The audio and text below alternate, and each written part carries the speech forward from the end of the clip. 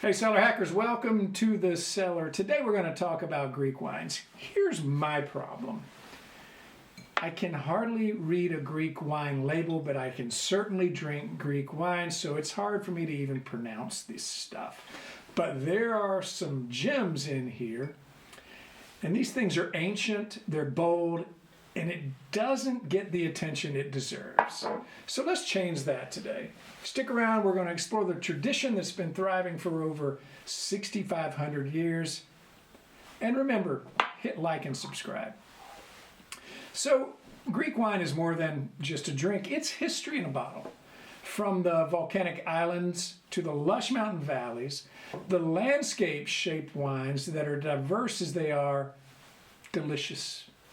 And as old as they are delicious.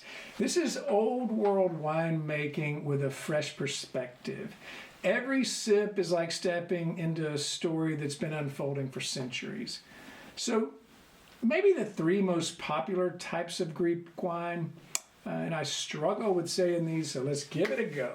Acetirco, crisp, minerally, full of energy. It's a white wine from Santorini, and it is a perfect reflection of its volcanic roots. Agiotico, a red wine that's smooth and versatile, fruity, approachable, deep and bold, and it's one of the real crowd pleasers. Restina, this is a wild card, and you see a couple different versions of this, but it's made with pine resin. And it's sort of the most ancient winemaking technique, but it's unmistakably Greek. So a little spotlight on a Greek winery visit, Gikas Winery. This winery's in a couple of places, but primarily outside of Athens, and I had the pleasure of visiting it last year. Very traditional winemaking with modern creativity, and they have some incredible wines to show for it. A few stood out to me. The Varietals. This red is rich, layered, perfect for those who love wine with depth.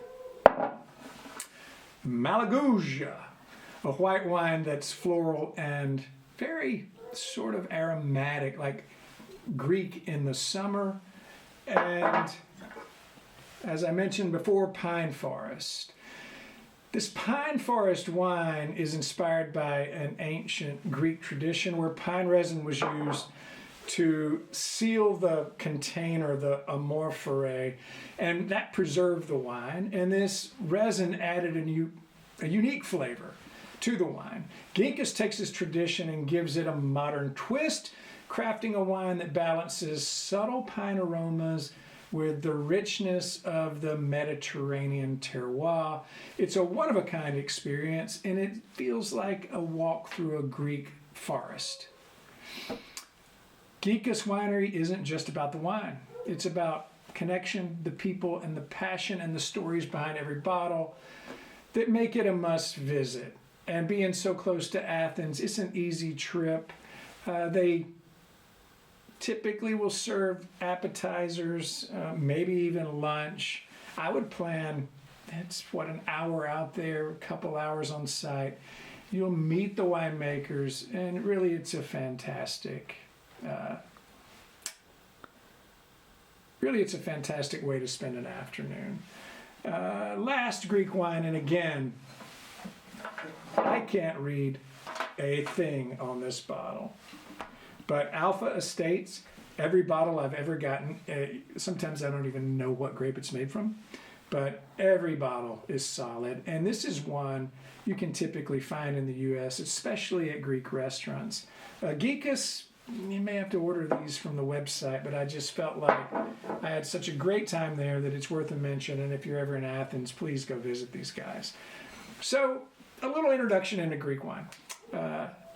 Cheers from the cellar.